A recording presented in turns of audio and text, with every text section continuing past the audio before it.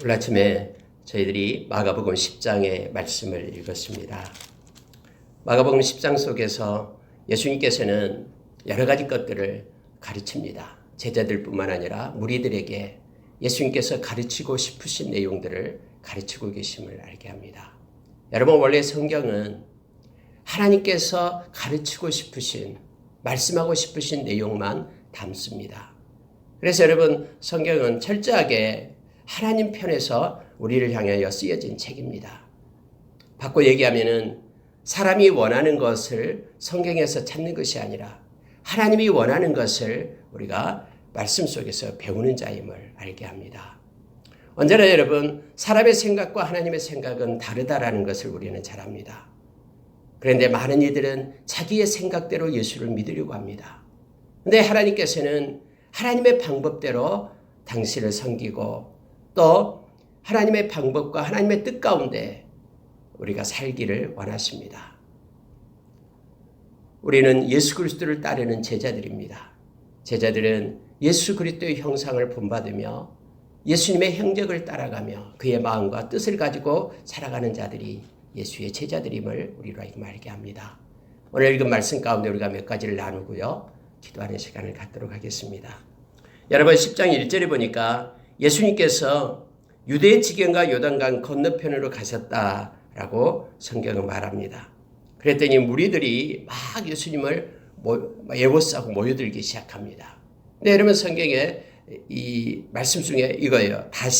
예수께서 다시 전례대로 가르치시더니 라고 말합니다. 이 전례대로라는 단어를 써서 이 마가는 기록을 합니다. 무슨 얘기냐면요, 기존에 가르쳐 왔듯이 일관성 있게, 기존에 다른 마을에서도 다른 지역에서도 예수님께서 하나님의 나라에 대해서 가르쳤듯이 동일하게 전례대로 그들을 가르쳤다라고 말합니다. 반복해서 가르친 것을 얘기합니다. 여러분, 사람들은 언제나 새로운 것들을 원합니다.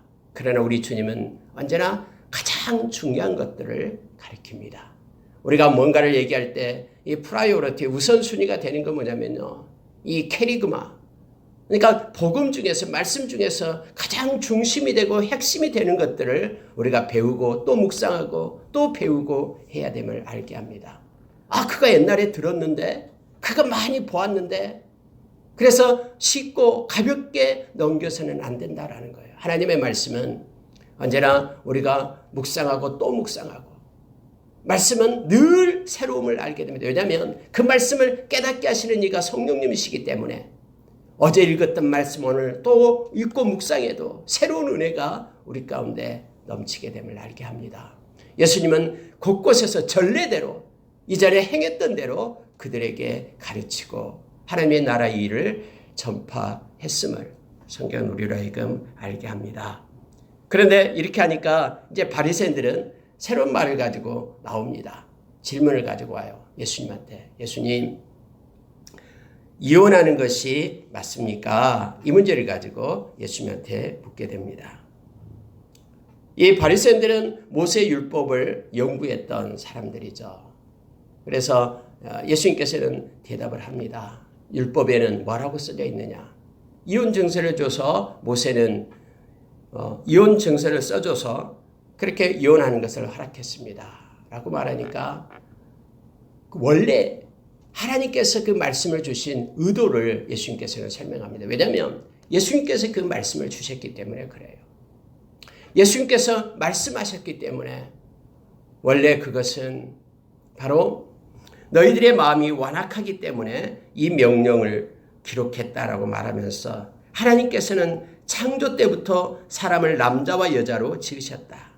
그리고 그 사람이 부모를 떠나서 둘이 한 몸이 될 것이다라고 그렇게 말씀했다라고 말하면서 하나님의 그 마음을 전합니다. 무슨 얘기냐면은 하나님은 사람을 남자와 여자로 창조하고 남자와 여자가 가정을 이룰 것을 말하고, 그리고 그 가정 가운데 하나님의 의도하심이 있다라는 걸 성경은 가르쳐주고 있어요. 분명하게 남자와 여자로 지었다라고 말합니다. 근데 많은 이들은 하나님께서 잘못했다라고 얘기합니다. 요즘에는 중성이 있다라고 얘기해요. 남자도 아니고 여자도 아니고. 그걸 누가 판단합니까? 스스로 그렇게 판단하는 거예요. 그래서 때로는 트랜스젠더 해서 뭐 성을 바꿔버려요. 하나님께서 창조하신 그 성을 바꿔서 남자가 여자가 되고 여자가 남자가 되고 이런 일들이 오늘날 나타나게 되죠. 또 동성애가 나오고 남자가 결혼을 하고 여자가 여자와 결혼하고 로마서 1장에서 나타난 것처럼. 근데 여러분 이 모든 것들이요. 그 결과가 왜 그러냐면 성경은 명확하게 명시해 주고 있죠. 그들의 마음 가운데 하나님 두기를 싫어하며라고 말합니다. 여러분 앞으로도 계속해서 하나님이 창조한 이 교회 또 하나님이 창조한 그 가정 악한 자는 이것을 회파하려고 막 어떤 방법을 썼는지 그렇게 끌고 갑니다. 특히 인권이라는 이름으로 하나님의 말씀을 무시하고 그리고 하나님께 대적하는 일들이 앞으로 나타난다라는 것을 우리가 알게 합니다. 하나님께서 원하시는 그 가정을 통해서 하나님께서는 일하시고 또 하나님은 역사하심을 우리로 하여금 보게 합니다. 여러분 성경에 13절로 가면은요. 사람들이 예수님에게 아이들을 데리고 오는 장면이 나옵니다. 그런데 제자들이 막 꾸짖는다라고 얘기합니다. 13절 보십시오. 사람들이 예수께서 만져주심을 바라고 어린아이를 데리고 오매 제자들이 꾸짖거늘 예수께서 보시고 노하시어 이르시되 어린아이들이 내게 오는 것을 용납하고 금하지 말라. 하나님의 나라가 이런 자의 것이니라. 내가 진실로 너희에게 이르노니 누구든지 하나님의 나라를 어린아이와 같이 받들지 않는 자는 결단코 그곳에 들어가지 못하리라 라고 말을 합니다. 여러분 왜 제자들이 어린아이를 데리고 올 때 꾸짖었을까요? 왜 제자들이 그렇게 했을까요? 왜 얘들을 데리고 오냐고. 여러분 이것은요 예수님을 생각하면서 그랬을 겁니다. 예수님이 지금 얼마나 피곤합니까? 많은 이들 병 고치고 귀신 쫓아내고 고치고 그들에게 하나님 말씀 전하고 또 그들이 질문할 때 그거 답변하고 이런 복잡하고 막 분주한 가운데 있는데 아니 뭐 어린아이들까지 데려와가지고 예수님한테 귀찮게 하냐라는 거예요. 이것이 본 제자들의 의도였을 것입니다. 그런데요 예수님은 그래 너희들 잘하고 있다. 내가 피곤한데 내가 할 일 너희들이 잘해주는구나 라고 말하지 않습니다. 예수님이 나타나는 반응을 보십시오. 분노했다라고 얘기합니다. 예수님이 화나는 장면 별로 성경에 나와 있지 않아요. 우리가 나와 있지 않습니다. 우리가 잘 아는 예수님께서 가장 분노했던 거 성전에 들어가서 막 돈 바꾸는 자들, 비둘기 파는 자들, 뭐 짐승 파는 자들 그거 막 상 뒤엎고 그거 화나서 성경 청결할 때 주님 분노하셨잖아요. 그리고 여러분 분노의 장면이 없어요. 그런데 어린아이를 데려오지 못하도록 막 꾸짖으니까 예수님께서 오늘 노하셨다라고 얘기합니다. 그러면서 어린아이를 내게 오는 것 용납해라라는 거예요. 여러분 여기서 우리가 중요한 하나를 또 발견하게 됩니다. 무슨 얘기냐면요. 제자들은 예수님 생각한다고 일을 행하는 일이 많습니다. 예전에 베드로도 그랬잖아요. 주님 십자가에 못 박혀서는 안 됩니다 하면서 막 예수님한테 막 항변을 했다라고 얘기하죠. 그때 예수님께서 사탄아 너희들로 물러가라라고 얘기합니다. 하나님의 일을 생각하지 않고 사람의 일을 생각했다라고 얘기하죠. 여러분 왜 제자들이 아이들을 데려오는 것을 꾸짖었겠습니까? 예수님 생각해서 예수님 피곤하실까 봐. 여기서 여러분 우리가 우리의 생각대로 하나님을 섬겨서는 안 된다라는 것을 다시 한번 말씀을 우리에게 경고해 주고 있는 거예요. 여러분 우리는 우리가 만난 우리가 체험한 우리가 생각한 그 하나님 그 예수님을 따라가는 자들이 아니에요. 말씀이 말한 예수님을 우리는 믿고 따라가는 이들입니다. 그래서 우리가 우리의 마음으로 만들어낸 예수님 아니 예수님은 자꾸 왜 뒷짐만 지고 보고 있나 왜 나의 삶에 개입해 주셔서 이 복잡하고 험한 문제 빨리빨리 해결해 주시지 왜 그렇게 보고만 계시냐라고 마음이 답답한 경우도 있어요. 그러나 여러분 이것은 우리의 생각이에요. 우리 주님은 정확합니다. 주님은 너무나 우리에 대해서 잘 압니다. 그리고 주님이 하시는 모든 일은 다 옳은 것입니다. 그 주님을 우리는 인정하며 나가는 겁니다. 우리의 생각으로 예수님을 믿는 것이 아니라 하나님의 뜻으로 예수님을 믿고 하나님을 믿고 따르는 거예요. 뜻대로 말씀대로입니다. 그래서 예수님은 제자들에 대해서 막 분노하는 거예요. 아이들을 왜 쫓으냐라는 거예요.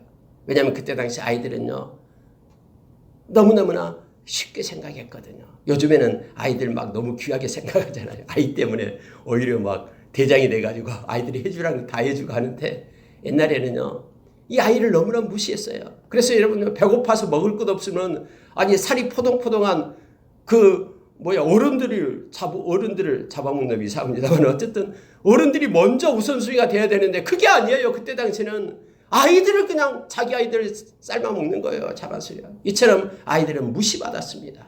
멸시받고요. 근데 우리 주님은 너희들도 세상 사람처럼 그렇게 아이들을 무시하느냐라는 거예요. 그들도 동일한 인격이다라고 얘기합니다. 그래서 그들이 내게 오는 그것 막지 마라 하면서 분노합니다. 그러면서 예수님이 오늘 중요한 말씀을 우리에게 가르칩니다. 용납하고 금하지 말라. 하나님의 나라는 이런 자들의 것이다 라고 말하는 거예요. 그러면서 더 덧붙이면서 이걸 얘기합니다. 누구든지 하나님의 나라를 어린아이와 같이 받들지 않는 자는 결단코 그곳에 들어가지 못하리라. 여러분, 하나님의 나라를 받들고 있습니까? 하나님의 나라를 정말로 사랑하고 있고 하나님의 나라에 들어가는 것을 정말로 기뻐하고 감사하고 있습니까? 오늘날 많은 예수를 믿는 크리스찬들이 이 땅에서의 행복은 원하지만은, 이 땅에서 잘 먹고 잘 사는 것은 원하지만, 내가 속히 하나님의 나라에 가고 예수님께서 속히 플루시아 이 땅에 강림할 것을 소망하고 있습니까? 하나님의 나라에 들어가게 된 것에 대해서 너무너무 기뻐서 춤추며 감사하며 구원의 감격 속에 살고 있습니까? 그렇지 않잖아요. 예수님은 하나님의 나라가 얼마나 좋은지, 예수님은 이 땅에서 공생애를 시작하자마자 회개하라 천국이 가까이 왔느니라. 하나님의 나라가 들어가야 되기 때문에 너 눈이 범죄하거든 눈을 빼버리라. 그리고 눈 없이 이 세상 살다가 하나님의 나라에 들어가는 것이 훨씬 더 좋다면서 어제 새벽에 막 예수님은 가르치잖아요. 예수님은 전 생애가 모두가 다 하나님의 나라의 일이었습니다. 그리고 비유를 합니다. 마지막 부활하셔서 40일간 계실 동안에도 사도행전 1장 3절에 보면은 하나님의 나라의 일을 제자들에게 가르쳤다고 얘기합니다. 근데 우리는 이 예수님이 그렇게 중요하게 여기고 소중하게 여기는 그 하나님의 나라, 복 있는 자는 이런 것이다라고 얘기하면서 마태복음 5장에서 5장 3절부터 심령이 가난한 자는 복 있나니 천국이 저희 것이요, 천국이 저희 것이기 때문에 복 있다라고 말하는 거예요. 의를 위하여 핍박을 받는 자 복이 있다. 하나님의 나라가 저희들의 것이죠 라고 가르쳐 주잖아요. 처음부터 복에 대해서 말할 때 첫 복과 마지막 복이 하나님의 나라에 들어가기 때문에 복이 있다라는 것인데, 우리는 하나님의 나라를 얻은 자로서 정말로 우리는 복받은 자라고 춤추며 살아가고 있습니까? 아니잖아요. 근데 어린아이들은 다르다라는 거예요. 어린아이들은 하나님의 나라를 그들이 받는다라고 얘기합니다. 어린아이들처럼 순수한 마음으로 하나님의 나라 백성된 것에 너무 좋아서 기뻐하고 있는 그러한 모습을 예수님께서는 우리에게 지금 요구하고 계시는 거예요. 여러분, 하나님의 나라를 사랑하지도 않으면서 하나님의 나라의 백성이 될 수 있겠습니까? 예수님 지금 그 얘기를 하는 거예요. 하나님의 나라 가기 싫어하는 사람이 하나님의 나라에 갈 수 있겠느냐라고 말하는 거예요. 예수님을 사랑하지 않는 자가 어떻게 하나님 나라에 갈 수 있겠느냐라고 말하고 있는 거죠. 바꿔 얘기하면 이거예요.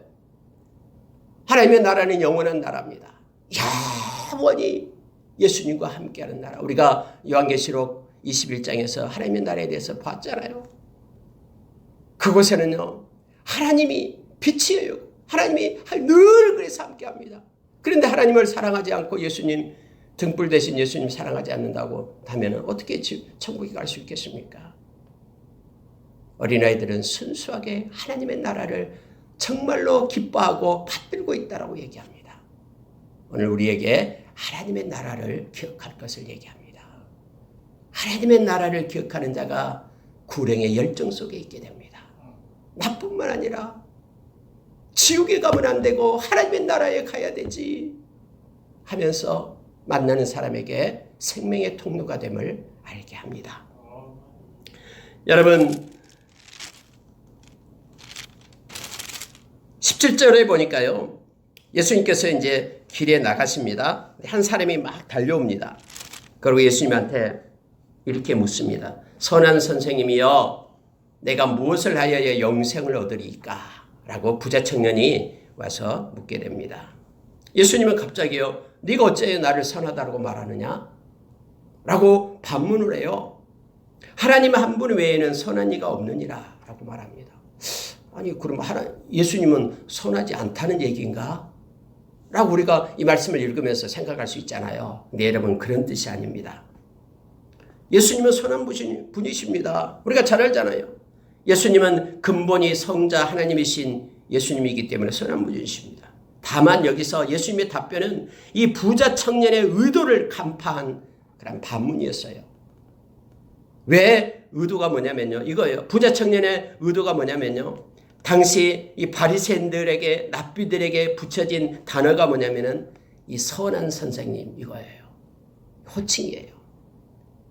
그러니까 랍비들, 바리새인들, 서기관들, 하나님의 말씀을 전하는 사람들 앞에 선한 선생님 이것이 상투적으로 그렇게 사용하고 있다라는 거예요. 근데 역시 예수님을 말씀을 가르치는 선지자로 알고 그냥 말씀을 가르치고 있으니까는 그냥 상투적으로 쓴 말이에요. 선한 선생님 이렇게 말하는 거예요. 여러분 이 말은요 바로 이거예요. 예수님께서도 예수님에게도 똑같이 다른 바리새인들처럼 다른 랍비들처럼 예수님도 똑같은 취급으로 이 청년이 지금 묻고 있는 거예요. 예수님한테 와서 선한 선생님, 다른 랍비들한테 가서도 선한 선생님 가르쳐 주십시오라고 그냥 묻고 있는 거예요. 사실 여러분 바리새인들 랍비들이 선한 자입니까? 그들은 선한 이들이 아닙니다. 따라서 청년이 선하다는 참된 의미를 모르고 사용한 것입니다. 그래서 예수님은 진짜 선한 분은 오직 한 분 하나님밖에 없다라는 걸 가르치고 있는 내용이에요. 네가 지금 상투적으로 많은 사람한테 가르치는 선생한테 선한 선생님 선한 선생님이라고 얘기하는데 아니다라는 거예요. 오직 선하신 분은 하나님만이 선하시다라는 걸 지금 예수님은 가르치고 있는 내용입니다. 그러면서 예수님께서는 네가 계명을 알고 있다 하면서 살인하지 말라, 간음하지 말라, 도둑질하지 말라, 거짓 증언하지 말라, 속여 빼앗지 말라, 네 부모를 공경하라 10계명을 얘기합니다. 10계명 중에서 사람들에게 대한 부분을 얘기합니다. 그러니까 이 청년이요 저 어려서부터 다 지켰어요. 또 뭐가 있습니까? 또 뭘 지켜야 됩니까? 라고 묻고 있어요. 예수님 21절에 보니까요.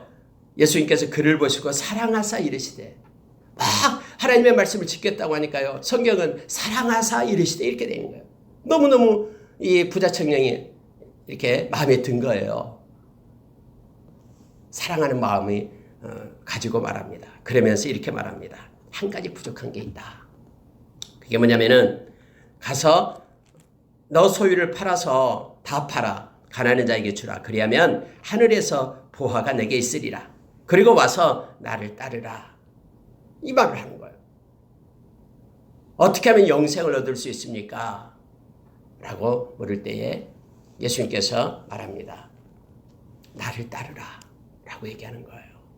근데 나를 따르려고 할 때에 나를 따르지 못하게끔 하는 것이 너에게는 있다. 그것이 너에게 있어서는 물질이다. 라고 말하는 거예요. 내가 정말로 영생을 얻기를 원한다면 정말로 천국 가기를 원한다면 하나님의 나라를 가는 것을 네가 마음에 진짜 첫 번째 우선순위 놓고 그걸 원한다 그러면 나를 따르라. 라고 말하는 거예요. 위에서 여러분 간음하지 말라, 살인하지 말라 이것들은 다 인간들에게 행하는 사람들의 이웃을 향한 그런 십계명이었잖아요. 그러면 하나님을 향한 복음이 뭡니까? 십계명이 뭡니까? 나 외에 다른 신을 두지 말라 하면서 나오는 거잖아요. 이것이 요약하면 뭐냐면 나를 따르라예요. 예수님을 따르는 자가 영생을 얻게 된다고 얘기합니다. 그런데 예수님을 따르려고 할 때에 너에게 걸리고 너를 따르지 못하게 하는 것이 바로 너에게 있어서는 물질이다라고 얘기합니다. 그걸 가지고 가난한 자들에게 나눠줘라. 여러분이 부자 청년은요, 가장 중심이 뭐가 있었냐면 재물이었어요. 물질이었어요. 그래서 성경은 이렇게 표현합니다. 22절에서 그 사람은 물질이 재물이 많은 거로 이 말씀으로 인하여 슬픈 기색을 띠고 근심하여 갔다라고 얘기합니다. 예수님의 이 말씀을 받지 못한 거예요. 마음의 근심과 염려가 나타난 것이죠. 우리가 여러분 이 말씀을 볼 때 우리는 씨 뿌리는 비유를 너무나 잘합니다. 씨 뿌리는 비유는 모든 복음서에 나타납니다. 요한복음 빼고요. 복음서에 나타납니다. 근데 여러분 이 씨 뿌리는 비유에서는 예수님께서 이렇게 말하는 거예요. 씨가 떨어질 때, 말씀이 떨어질 때에 그 말씀을 받지 않으면은 악한 자가 와서 말씀을 가져가 버린다. 길가에 떨어진 씨앗을 얘기하죠. 고린도후서 4장 4절의 말씀처럼 우리의 마음 가운데 하나님의 말씀이 떨어져야 되는데 악한 자가 우리의 마음을 갖다가 어둡게 하는 거예요. 그래서 이 말씀의 빛이 마음에 떨어지지 못하게끔 그렇게 하는 거예요. 말씀을 받지 않을 때는요, 악한 자가 이 마음에 말씀을 들어가지 못하도록 그렇게 행하는 거죠. 근데 여러분, 돌밭에 떨어졌다라는 것을 예수님이 어떻게 주석을 하냐면요, 돌밭에 떨어진 것은 말씀으로 인하여 바깥에 고난과 역경이 닥친다라고 얘기합니다. 근데 그 고난과 역경을 이겨내지 못한 거예요. 그러면 말씀이 뿌리를 내리지 못하는 거죠. 가시떨기에 떨어졌다라는 것은 내적인 그러한 위협을 얘기하잖아요. 내적으로 생긴 거예요. 그 내적으로 생긴 것을 성경은 말하기를 생활의 염려, 걱정, 근심 뿐만 아니라 욕심 그리고 기타 욕심을 얘기하고요. 또 하나는 재물의 유혹이라고 얘기하잖아요. 이것들이 마음에 있으면은요, 이것들이 한 중심에 있는 거예요. 그러면은 말씀을 붙잡아야 되는데 이것들을 붙잡게 될 때는 열매를 맺을 수 없다라고 얘기합니다.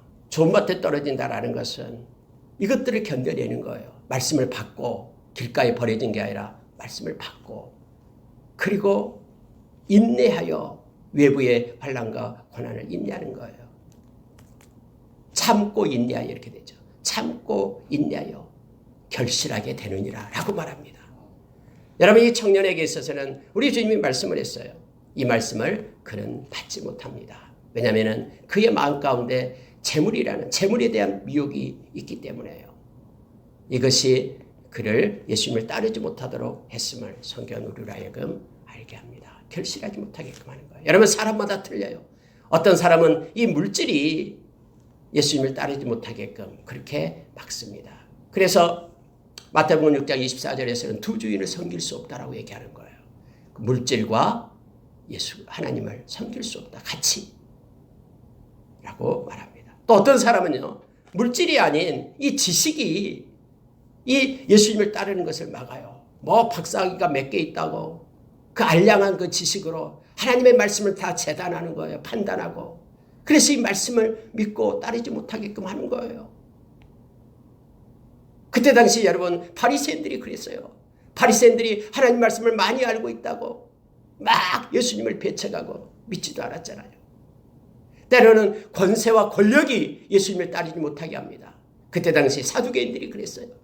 그들은 권세를 가지고 있었어요. 세상에서의 권세. 뭐 헤롯 왕을 비롯해서요. 그들은 다 사두개인 출신이에요. 대제사장들도 사두개인들이에요.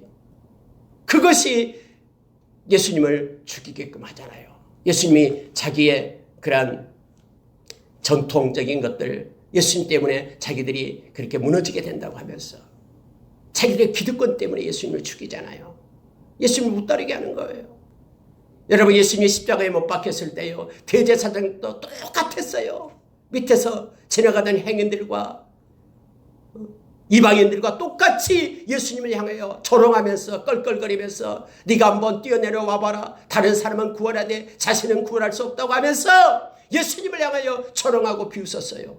똑같아요. 예수님을 따르지 못하고요.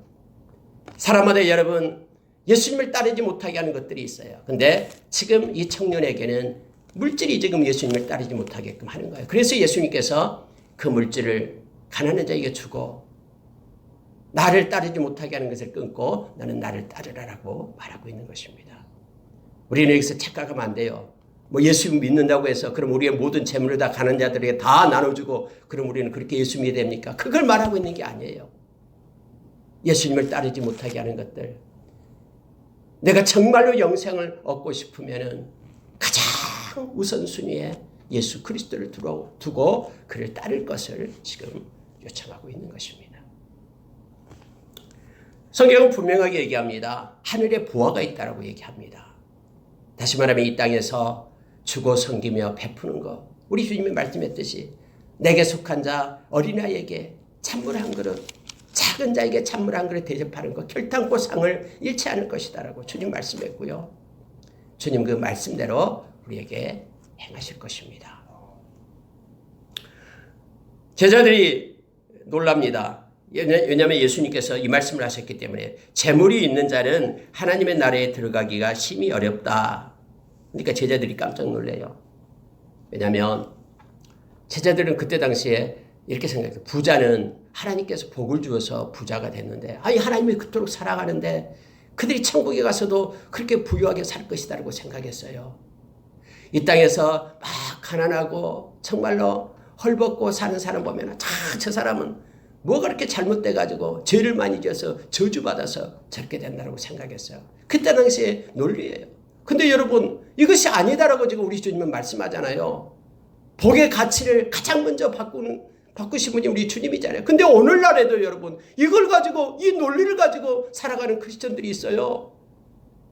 막 저 사람은 막 잘되고 부자가 되고 뭐 하면은 와 저 사람은 왜 이렇게 하나님께서 복을 주고 어떤 사람은 가난하게 살면은 저 사람은 왜 이렇게 하나님을 또 복을 못 받을까? 이렇게 생각하는 그런 세상의 기준과 잣대로 가치의 논리로 살아가는 이들이 있어요. 그렇지 않아요. 하나님이 필요하면 허락해 주시는 것이고요. 또 하나님께서는 그렇다고 해서 하나님의 사랑을 받지 못하고 받고 있고 그런 것이 아니다라는 걸 우리는 잘 알잖아요. 중요한 게 뭐냐면요. 우리가 어떤 처지에 있든 부하든 가난하든 또는 고난 속에 있든 그렇지 않은 어떤 처지에 있든 하나님을 향한 우리 주님을 향한 우리의 믿음은 변함이 없어야 됩니다. 우리 주님은 그것을 원하시고요. 이것이 곧 믿음으로 사는 것이고 그리고 주님 앞에 섰을 때 잘했다 칭찬받는 거예요. 오히려 여러분 가난하고 힘들고 어떤 고난 중에 있을 때 내가 믿음으로 견뎌낼 때 주님 만날 때 내가 봤다. 내가 그때 믿음으로 살았던 것 내가 봤다 하면서 칭찬해 주겠다라고 베드로전서 1장 7절에서 우리에게 약속해 주잖아요. 현재의 고난은 장차 나타날 영광과 촉히 비교할 수 없다라고 성경은 우리에게 말해주고 있습니다. 그러니까 제자들은요. 그때 당시에 똑같아요. 다른 사람들처럼요. 부자들은 복을 받았기 때문에 하나님의 사랑하기 때문에 그들이 천국에 갈 것이다라고 생각했어요. 근데 예수님께서는 정반대 얘기를 하는 거예요. 재물을 가진 자가 얼마나 하나님의 나라에 들어가기 어려운지 낙타가 바늘길을 들어가는 것 같을 것이다라고 말하는 거예요. 그러니까 제자들이 너무너무나 놀랍니다. 자, 26절 보니까는 매우 놀랐다라고 얘기합니다. 제자들이 놀란 것도 그만 놀란 게 아니라 매우 놀라서 서로 말하되 그러면 누가 구원을 얻을 수 있어요? 하나님이 그렇게 사랑해서 복을 줘가지고 부자가 되게 한 사람도 못 들어간다는데 그럼 누가 들어가요? 아무도 못 들어가겠네요. 라고 말하는 거예요. 그러니까는 예수님께서는 이 말씀을 하십니다. 27절 말씀요. 예수께서 그들을 보시며 이르시되 사람으로는 할 수 없으되 하나님으로는 그렇게 아니하니 하나님으로서는 다 하실 수 있느니라.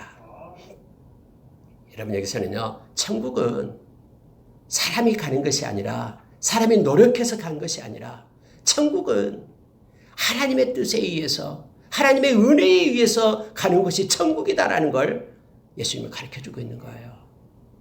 사람이 막 선한 일을 하고 부자가 되고 뭔가가 되고 막 이렇게 노력해서 가는 것이 천국이 아니라 천국은 하나님의 은혜 없이는 갈 수 없는 것이 천국임을 예수님은 가르쳐주고 있습니다. 에베소서 2장 8절의 말씀처럼 우리가 구원을 받은 것은 하나님의 은혜 때문에 구원을 받는 거예요. 어떤 사람은 내가 믿었기 때문에 구원 받는 거 아니에요. 내가 믿었기 때문에 이것은 내가 택한 거고 내가 선택한 거기 때문에 내가 하는 공로가 있기 때문에 가는 거 아니에요 라고 주장하는 사람도 있습니다. 그러나 여러분, 하나님의 그 주권 속에서 우리가 바라보게 되면요, 그 믿음을 공급하시는 분도 하나님이셔요. 많은 이들이 이 주권과 자유의지 때문에 막 다툼이 있습니다만 여러분, 하나님의 주권은 더 큽니다. 우리의 자유의지를 절대로 훼손하지 않습니다.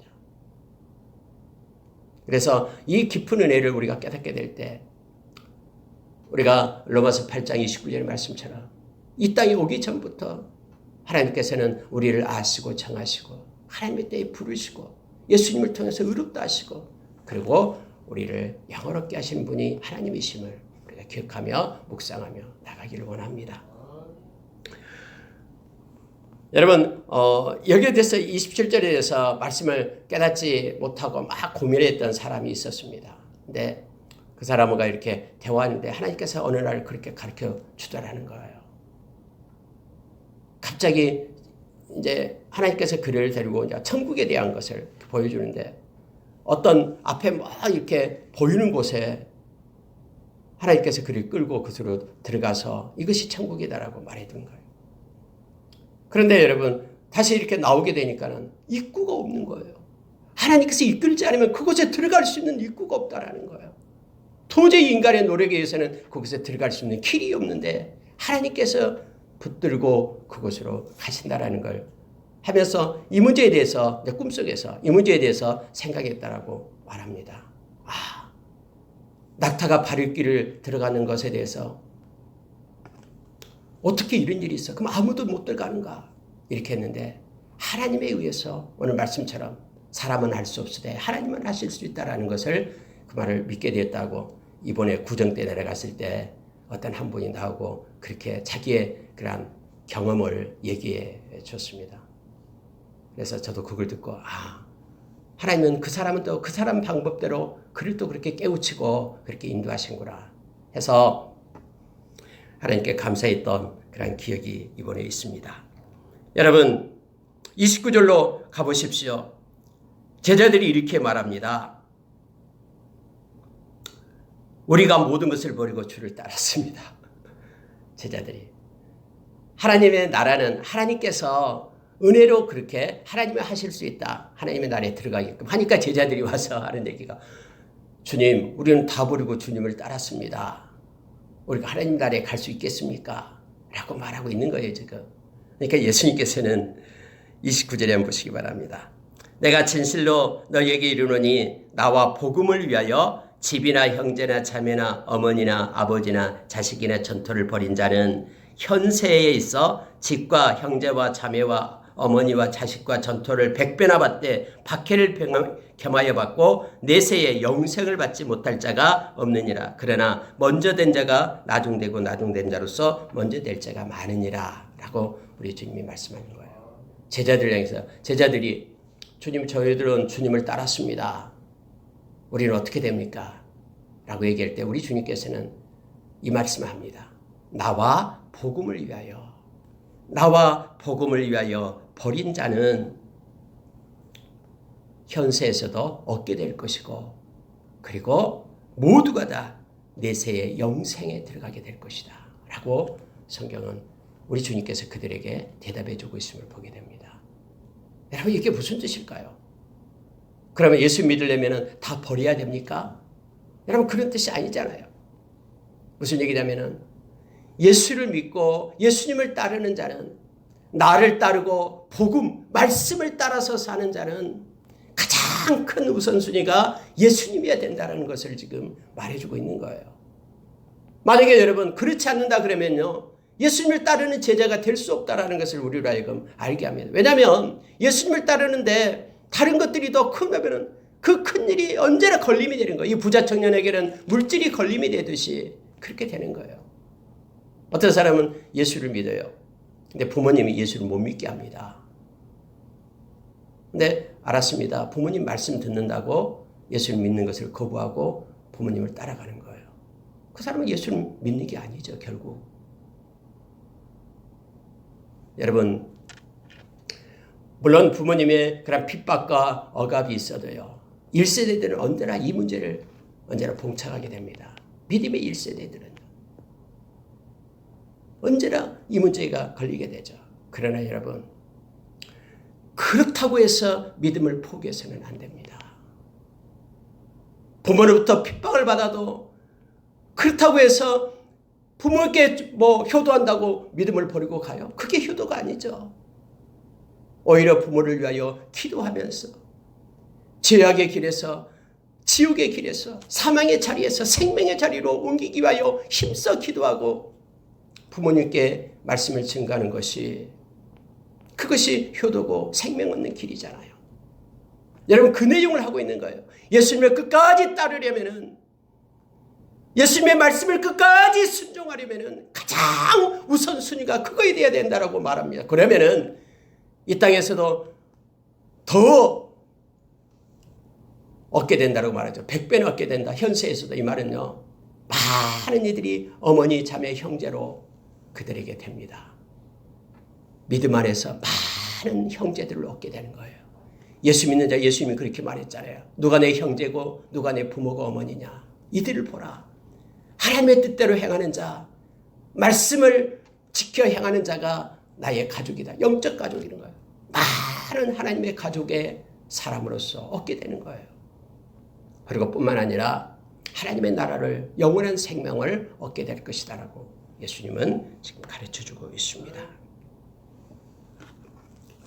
여러분, 예수님께서는 제자들에게요, 자 34절 보니까는 가르칩니다. 내가 이제는 예루살렘으로 올라가게 되는데 대제사장들, 서기관들, 그들이 나를 붙잡아서 넘길 것이다. 그들은 나에게 능욕하고 침뱉고 채찍질하고 나를 죽일 것이다. 그러나 나는 3일 만에 살아날 것이다. 예수님의 부활에 대해서, 아까 우리가 부활 찬양을 했습니다만 부활에 대해서 언제나 가르쳐요. 근데 예수님 제자들은 이걸 깨닫지 못하죠. 어제도 말씀을 또 가르쳤는데 깨닫지 못하고요. 부활에 대한, 아니면 지금까지 경험해 본 적이 없기 때문에요. 다시 살아난다는 것에 대해서, 죽음의 권세를 이기고 살아난다는 그런 생각조차도 그때는 할 수 없었죠. 근데 예수님이 그렇게 말을 해도, 예수님 말씀을 해도 그들은 그걸 깨닫지 못합니다. 다음에, 부활한 다음에 알게 되죠. 그리고 나서 이 말씀을 쓴 마가, 성령께서 그와 함께 하기 때문에 그렇게 가르쳤던 예수님의 모습을 알게 되고요. 말씀하신 대로 그대로 성취된 것을 우리로 하여금 깨닫게 하기 위하여 기록하고 오늘 우리로 하여금 있게 합니다. 예수님의 부활 때문에 저와 여러분이 영원한 안식을 얻은 거예요. 영원한 생명에 들어가게 되죠. 예수님의 부활이 없었다면 우리의 믿음도 헛것이에요. 고린도전서 15장에서 우리에게 가르쳐주죠. 그 살아계신 주님, 지금도 우리와 함께하고 세상 끝날까지 우리와 동행하시는 그 주님을 우리가 시간도 찬양합니다. 여러분, 38절 보십시오. 예수께서 이르시되 너희는 너희가 구하는 것을 알지 못하는도다. 내가 마시는 잔을 너희가 마실 수 있으며 내가 받은 세례를 너희가 받을 수 있느냐? 할 수 있습니다. 너희는 내가 마시는 잔을 마시며 내가 받는 세례를 받으려니와 내 좌우편에 앉는 것은 내가 줄 것이 아니라 누구를 위하여 준비되었든지 그들이 얻을 것이니라. 하면서 여러분, 마태복음에서는 세베대의 아들인 야고보와 요한의 어머니가 와서 예수님 나라에서 예수님 좌편에 우편에 우리 아들들을 앉게 해주십시오라고 그렇게 말을 했었죠. 근데 이런 마가복음에서는요, 어머니가 나타난 게 아니라 여기서 야고보와 요한이 와서 얘기하는 거예요. 그러니까는 마태복음에서의 그 장면과 여기의 장면이 다른 게 아니라요, 동일한 마음을 가지고 있었다라는 걸 얘기합니다. 물론 세베대 아들 어머니가 이석에서 그렇게 말씀을 했겠죠. 그런데 여기서는 이제 그 어머니를 생략하고 있는 거예요.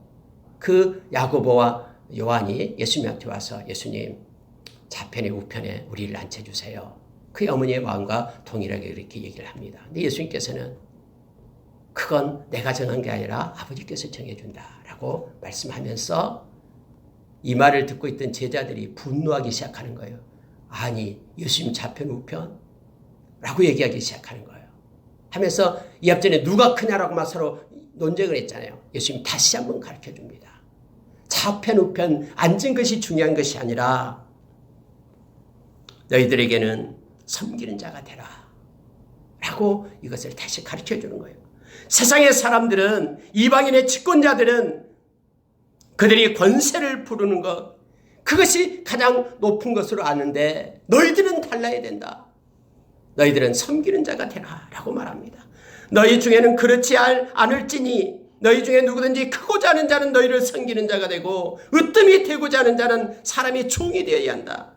내가 그렇지 않냐? 너희들이 나를 따르는 자가 아니냐 하면서 45절, 여러분이 45절 묵상할 때마다 우리에게는 큰 은혜가 되고요. 삶을 어떻게 살아야 되는지 그 지표를 말씀이 설명해 주고 있는 거예요. 무슨 내용이냐면은 인자가 온 것은 섬김을 받으려함이 아니라 도리어 섬기려 하고 자기 목숨을 많은 사람의 대속물로 주려 함이니라 라고 주님이 말씀한 겁니다. 내가 이 땅에 왜 왔는지 아니? 섬기기 위해서 왔다.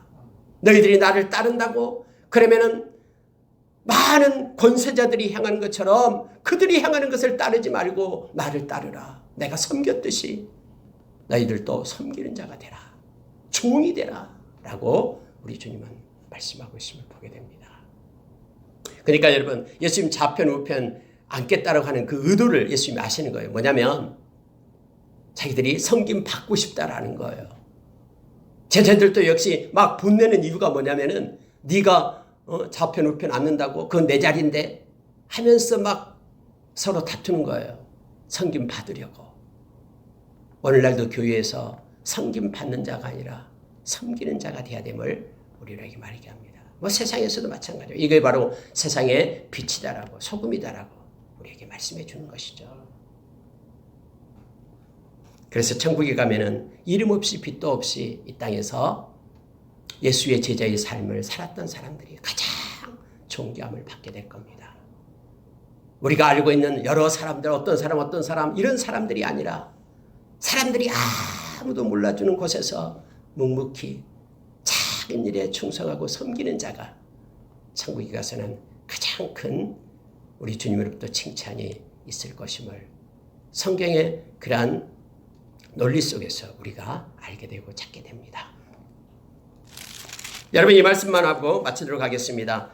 맹인 거지 바디메오에 대한 내용입니다. 46절을 보니까요. 여리고로 가는데 많은 사람들과 함께 갑니다. 근데 디메오의 아들인 맹인이고 거지고 바디메오가 길가에 앉았다라고 얘기합니다. 이 바가 바로 아들이란 뜻이거든요. 그러니까 바 예수 그러면 예수의 아들 이런 뜻이고요. 디메오, 바디메오는 디메오의 아들 이런 뜻입니다. 여러분, 맹인인 것도 서러운데 진짜 불쌍하잖아요. 못 본다는 거예요.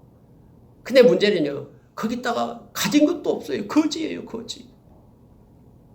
맹인이고 거지인 그 사람이 길가에 앉았어요. 성경은 이 사람을 이렇게 등장시켜서 우리로 하여금 알게 합니다. 우리는 보지 못하고 우리는 가진 것이 없고 영적인 가진 것이 없는데 겉으로 나타나는 것 가지고 마치 라오디게아 교인처럼 우리가 부자다. 우리 주님은 우리를 보면서 내가 가련하고 가엾고 눈물고 불쌍하다 라고 우리에게 말해주고 있는 것이죠. 영적인 거지인, 영적인 맹인인 바디메오가 우리의 모습이에요.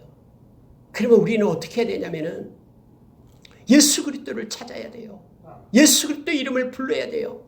많은 사람들이 그렇게 하지 말라라고, 지금 네가 잘하고 있다라고, 이것으로 만족해라라고, 적당히 해라라고 말할 때예요. 만약에 우리가 바디메오 이란 갈급한 심령이 있다면 사람들의 소리를 듣지 않아요. 단지 우리는 주님께 뛰어나가야 됨을 알게 합니다.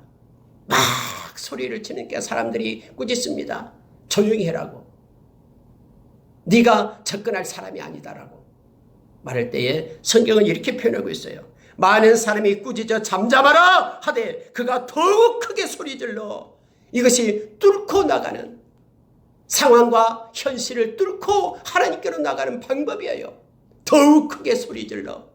우리를 억압하고 힘들게 하고 여러 가지 상황과 환경을 우리는 그의 억누림자가 아니라 그걸 뚫고 일어설 때 주님은 발걸음을 멈추고 우리를 돌아보는 거예요. 그를 부르라. 예수님께서 부르신다 할 때 예수님이 부르실 때까지 우리는 소리질러 예수님 앞으로 나가는 간절함을 가지고 끝까지 나가야 됨을 알게 합니다. 그때 여러분이 바디메오가요 50절에 보십시오. 맹인이 겉옷을 내버리고 뛰어 일어나 예수께 나아보늘. 참 그 장면이요 머릿속에 막 스크린에 나타난 것처럼 막 스쳐가요. 막 활동하고 있는 것처럼. 여러분 이 겉옷은요 거지였잖아요. 거지인 그런 바디메오의 재산이에요. 재산 전부예요. 이 겉옷 입고 새벽 이슬 찬이슬 맞으면서 자고요. 이게 전부거든요. 이걸 버리는 거예요. 이거 겉옷을 버리고 그냥 맹인은 앞도 안 보이잖아요. 안 보이는데 뛰어나갔다라고 얘기합니다. 부딪히면 어떡해요? 조심조심 더듬으면서 가야지. 그러네요. 예수님이 오랄 때에 그는 뛰어서 나가는 거예요. 마치 다 보는 것처럼 맹인인데도 부딪힌 것 두려워하지 않고 뛰어나가는 거예요. 거지인 것을 버리고 맹인인 것을 버리고 있고 우리 주님 앞에 달려나갔던 모습을 지금 성경은 기록해주고 있는 거예요. 우리 주님을 만날 때 이와 같은 것들이 벗어지게 됨을 우리로 하여금 알게 합니다. 그래서 예수님으로 부유한 자가 돼서 되고요.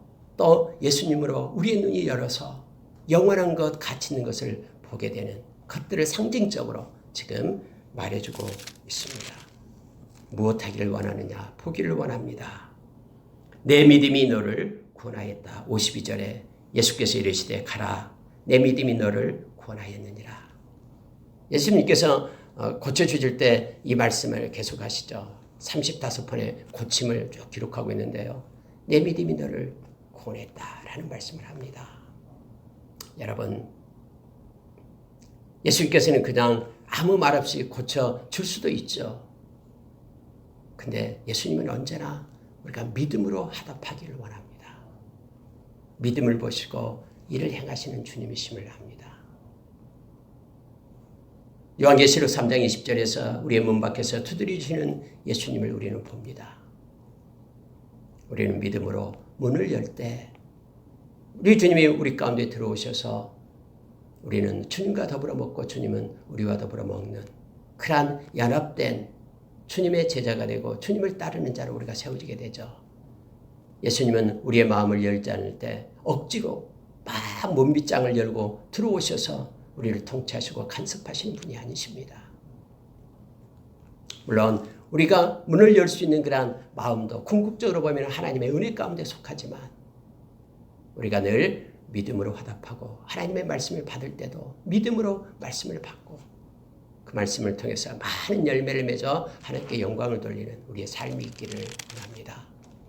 여러분 우리가 바디메오처럼 지금 영적으로 가난하고 그리고 눈이 떠지지 않아서 보지 못하고 있습니까? 우리 주님께 나아가고 부르짖고 주님만이 그것을 해결해 줄 수 있는 분이라는 것을 우리가 기억하면서 주님의 보좌로 가까이 나갑시다. 그리고 오늘 이 시간에 우리가 기도함으로 우리의 눈이 열어지고 그리고 하나님으로 부욕해 되는 우리가 되기를 우리의 삶이 되기를 원합니다. 그런 열정과 그런 간절한 소원이 소망이 우리 가운데 늘 있어 주님 앞에 간절함으로 나아가는 우리가 되기를 원합니다. 기도하십시다.